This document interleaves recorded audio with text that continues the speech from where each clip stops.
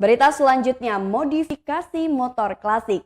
Pecinta motor tentunya tidak lepas dari hobi modifikasi untuk memperindah kendaraannya. Modifikasi motor tidak sepenuhnya mengubah basic dari keaslian motor, namun bisa penambahan aksesoris kerap dilakukan pecinta motor klasik. Ariel selaku owner salah satu toko variasi motor klasik Lampung mengatakan beberapa aksesoris yang sering digunakan untuk keperluan motor klasik.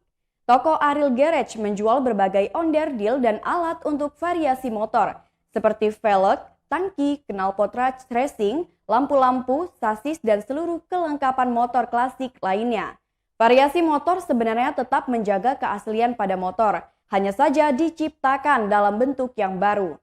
Seperti sayap dan kepala pada motor C70 tidak berubah, namun diciptakan produk baru supaya motor seperti sedia kala. Aksesoris lain seperti pedal gigi dan tangki pada motor klasik CB dan GL diciptakan dengan varian warna dan tidak dirubah keasliannya. Selain itu, kisaran biaya aksesoris untuk motor klasik agar terlihat seperti baru lagi, yakni dibutuhkan biaya 2-4 juta rupiah.